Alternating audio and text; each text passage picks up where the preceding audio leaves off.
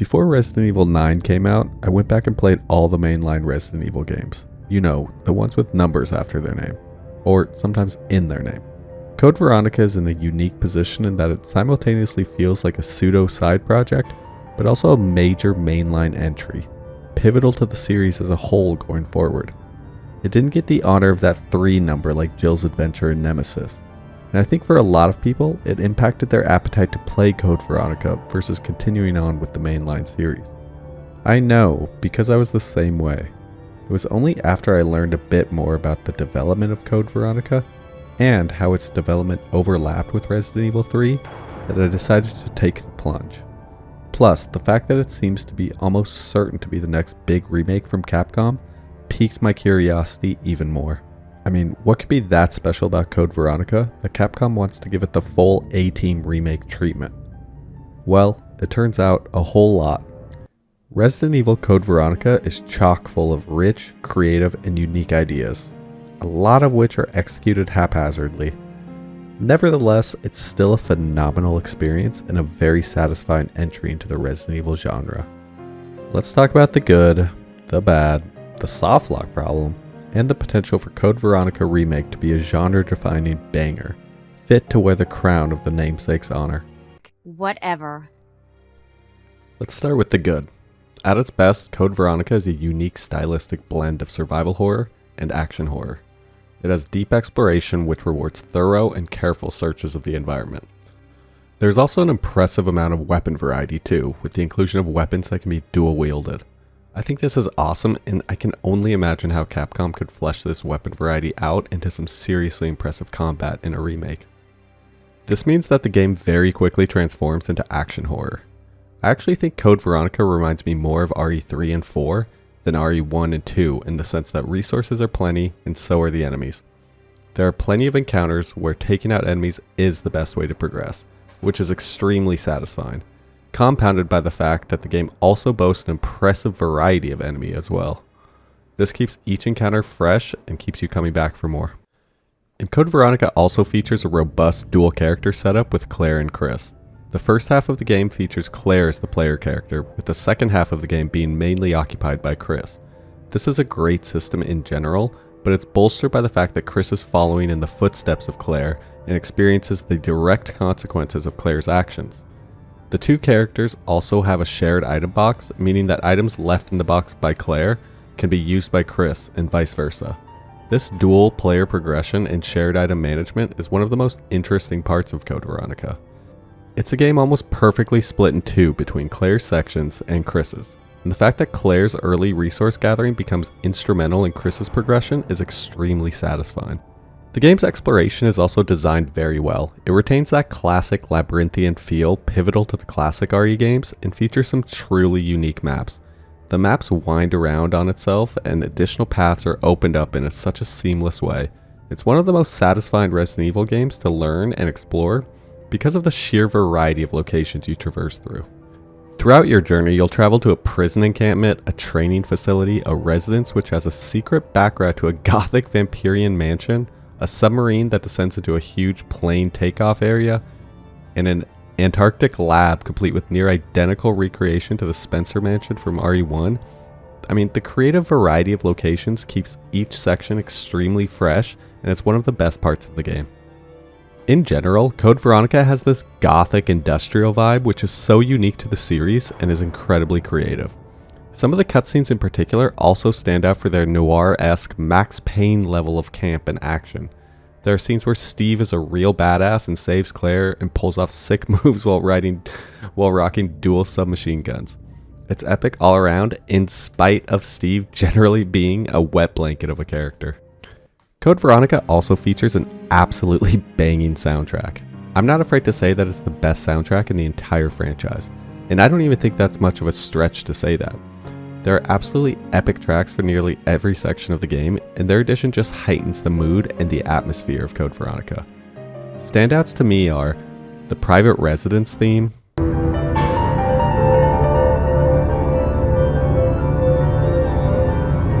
the airplane fight with the tyrant,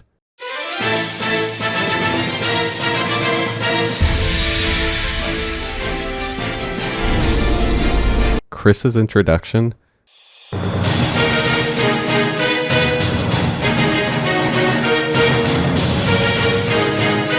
When Steve turns into a monster.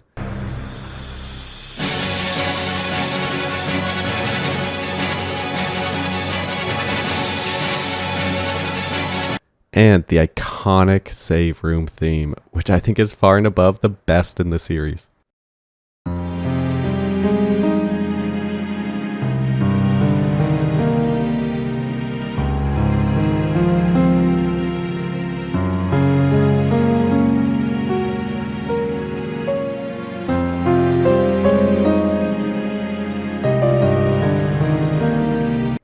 Now beyond that, the story also has some real appeal to it. Not only do we get a direct continuation of Claire's search to find her brother Chris, but we also see the origin of mutated Wesker as he devolves into this global bioterrorist that we see culminate in Resident Evil 5. There are also the Ashford twins, which make for some fun villains, even if half the scenes they're in are the cringiest shit you've ever seen. What? No!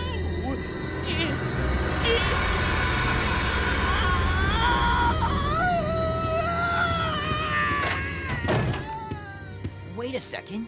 What just happened? And then of course, there's Steve.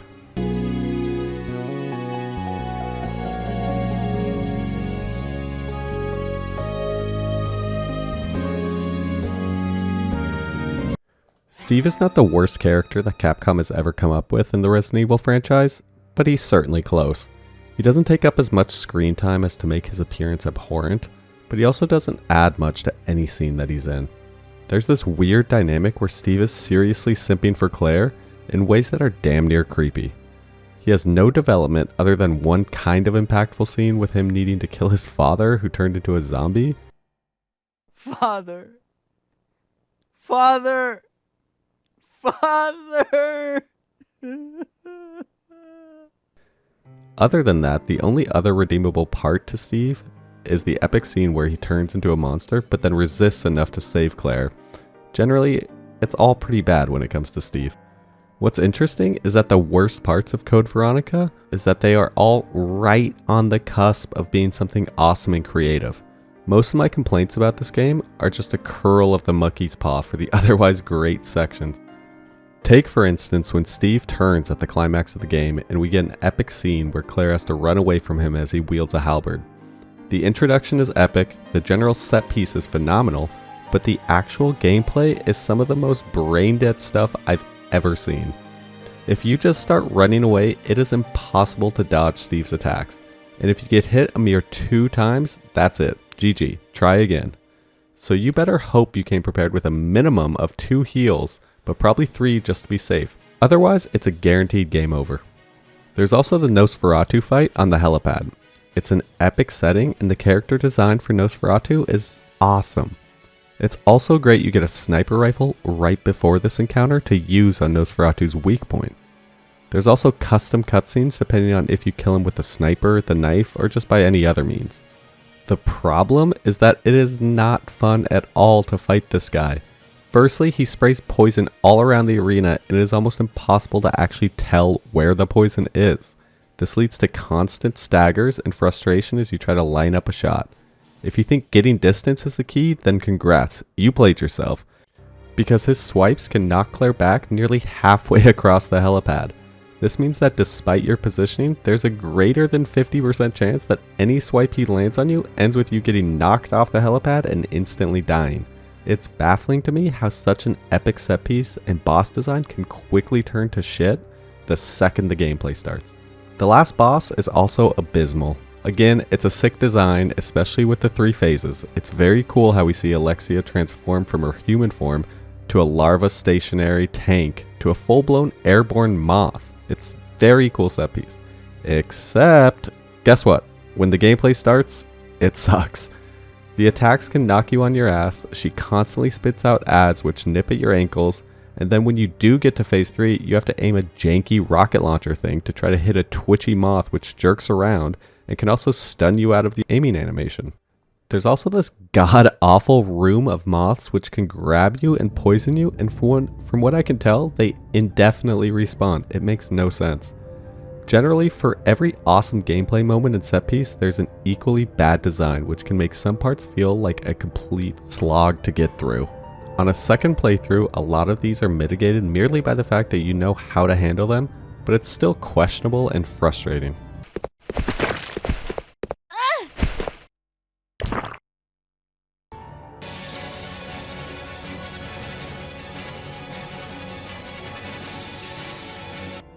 Now we get to everyone's favorite talking point when discussing Code Veronica, the soft locking problem.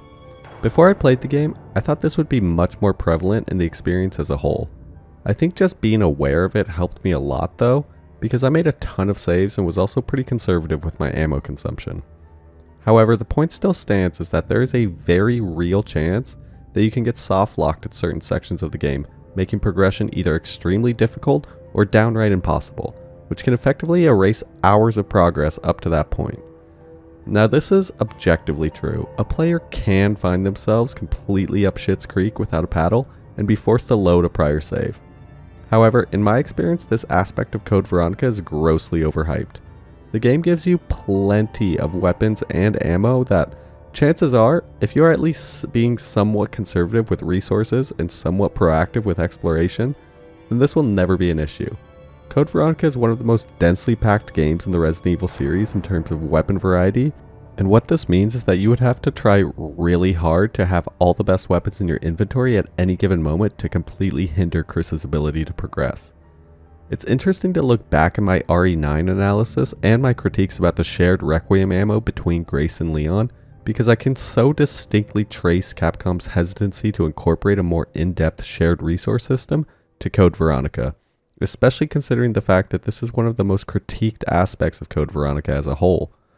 And that's a shame, because I think it works extremely well. There are tangible, long-term gameplay implications to what you end up leaving in the item box before switching to Chris. As I mentioned earlier, there are enough weapons in the game that Chris is guaranteed to have at least a few heavy hitters to pick up from the box. The optimization comes from deciding exactly what will be most useful for Chris, because he's going to have quite a lot to choose from regardless. Also, there are at least 2 guaranteed weapons exclusive to Chris's sections that it's hard to argue that you can be put in a position where Chris is fighting with sticks and bubblegum. There's the shotgun, which can instantly gib any regular zombie in one shot. There are a ton of shotgun shells too, sprinkled around so ammo never becomes a problem. Then there's the Magnum and the submachine guns. However, this does present an issue in the case of the Magnum and submachine guns in particular. Now with the Magnum, this is a bit controversial, as it is one of the strongest weapons in the game and almost essential to get as Chris, especially to deal with endgame enemies and bosses. As Claire, you would have had to have taken the fire extinguisher out of the security box and place it in the item box in order for Chris to later take it, refill it, and use it to get the Magnum. This is a big ask considering you have already used it and may have the impression that its use is done. The counterpoint is that in Code Veronica, anytime a key item doesn't have a use anymore, the game asks if you want to discard it. The game never asks with the fire extinguisher, and this could be a hint that it's worth throwing in the box. Now don't get me wrong, it is downright stupid to ask a first-time player to somehow figure this out, but I think chances are high most people just grab it and file it away in the item box anyway, especially considering there is an item box literally in the room right next to where you have to retrieve it later on in the game. The submachine guns are also similarly complex to get. It requires a player to take some medicine that they get well into the game all the way back to the very first room that the game starts in. Claire then gives the medicine and her lighter to Rodrigo. Then, as Chris, you need to save Rodrigo from the worm monster in order to get the lighter and then unlock the submachine guns. In both cases, Code Veronica unfairly puts the expectation on the player to sniff out solutions for a puzzle that lasts nearly the entire duration of the game's runtime. It's objectively a lackluster design decision. There's also the section where Claire has to run away from Steve after he transforms.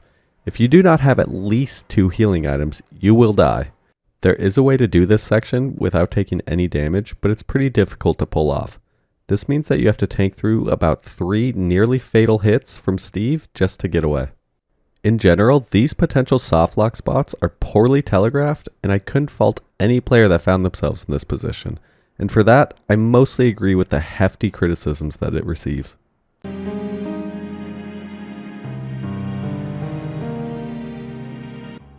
As you can see, Code Veronica is a fantastic game, hampered by some seriously questionable decisions on the gameplay and story front, which makes the prospects of a remake even more appealing.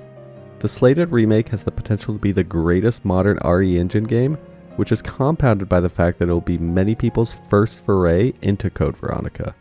Despite being relatively accessible on most modern systems, Code Veronica still sits in this position of being sort of a cult classic of the mainline entries. The stage is set for Capcom to do justice to Code Veronica by giving it the love and attention it desperately needs and deserves. Rumors are circulating that the game's development is being handled by the same dev team that worked on the RE2 remake and the RE4 remake, which is already good news for anybody familiar with the cut content associated with the Resident Evil 3 remake. Instead, sources are stating that the team behind Code Veronica does not plan to cut any content, and instead plans to expand many of the game's moments and tie it together into a much larger and more detailed experience. This is great news, as there are more than a few parts of Code Veronica which could use some fleshing out, but ideally not at the cost of losing the game's most memorable moments and the general vibe. Take for instance the role of Rodrigo. His character is extremely well developed, despite the fact that he is only present in about 3 total scenes. 4 if you count the intro cinematic. He presents such a somber and merciful tone, which grows into being a sort of pseudo-hero to both Claire and Chris. Despite his brief appearances, he steals every scene he's in, and I'm hoping Capcom can find a voice actor up to the task of recreating his iconic performance. Also, because of Code Veronica's rich diversity of environments, there is ample opportunity to really showcase the RE engine across a variety of different environments. There will obviously be the rainy and bleak Rockford Island and the submarine. The vibe of the private residence as this gothic castle on top of the hill could also be incredible. The atmosphere of that section in the original is already one of the most memorable RE environments, so a remake can only elevate that aspect, provided they stay true to the themes of the original. It is also very exciting to see what Capcom does with the more snowy and icy environments in the Antarctic. This is the type of environment that Capcom hasn't really done before. Sure, there are bits of it in RE6, but that's probably the worst section of that game, so it's hard to take seriously. I think Capcom can really take their engine to another level with the Antarctic level and make it an extremely interesting environment to explore. Plus, we will see a mock version of the RE1 mansion near the end of the game. With rumors that we may see yet another remake of Resident Evil 1, this is the perfect opportunity for Capcom to tease what that experience might look like. Now, the boss fights arguably have the most to gain from the remake treatment. The bosses in Code Veronica are all extremely interesting in their concepts, but not in their execution. Nosferatu can easily see the biggest upgrade. It's an epic fight, and the environment you fight him in is amazing. But the gameplay of the original just dulls the impact of the fight, given that he goes down relatively quick if you know what you're doing, and the fact that you go down super quickly if you happen to be within 10 feet of the edge of the arena and immediately get swatted off. The final boss also has the potential to be an epic conclusion to the story. The 3 phases are all unique in that Alexia transforms into a new entity with each phase, but the actual fighting of the boss is so annoying in the original. This can easily be a top tier RE boss if done right, with each phase being a unique set piece in and of itself. Finally, there's the cargo hold tyrant fight. The set piece for this fight is epic and can be easily elevated given a modern interpretation. Fighting this hulking monster who sneaked into the cargo hold with the epic soundtrack blaring in the background can make for one of the best moments in the entire series if done right. Then there's the set pieces of Code Veronica. There's the aforementioned cargo plane fight, the private residence, and the Nosferatu fight. But there's also the Steve encounter where you have to run away from him while he chases you with a halberd. This scene has unlimited potential. The music popping off while he transforms, and then you get a chase sequence with a larger-than-life mutated Steve. It can be so epic and atmospheric if done right by Capcom. I also think that Claire should get some sort of dodge mechanics similar to Jill's perfect dodge in RE3. It's clear from Code Veronica that now Claire is some highly trained action hero, and I think Capcom can integrate this aspect of her character into gameplay to make her sections exhilarating from a gameplay perspective. I mean, in the opening cutscene we see Claire drop her gun, fall down, grab it, and shoot explosive containers. And then there's multiple parts of the story where Claire literally dodges sniper shots. Code Veronica set her up to be this action star, but didn't necessarily have the gameplay mechanics at the time to see it come to fruition in the gameplay, which is something Capcom can do in the remake. The soundtrack is something that is non-negotiable to me. Capcom has to nail the soundtrack for this game to live up to its true potential. They have such a solid foundation to build on. Finally, Code Veronica features I think 3 different dual-wieldable weapons for Claire, Chris, and Steve. These sections in a remake can really highlight the action side of Code Veronica and could be extremely epic to play. Being able to dual-wield submachine guns and mow through hordes of enemies would just be exhilarating, especially in the RE engine.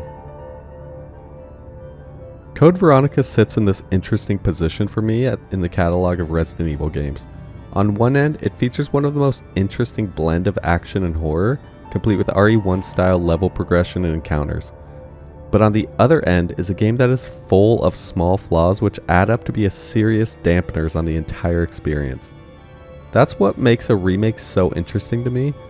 The vibe and the atmosphere are extremely iconic, and the fact that the story is a direct continuation of Resident Evil 2 and also a perfect transition into Resident Evil 5 means that it is positioned extremely well to be one of the highlights for any fans of the modern remakes. I hope that this video ages okay, and it will be fun to revisit when/if the remake is released to see what parts of the original that Capcom retained and what parts they inevitably dropped the ball on. Thanks for watching.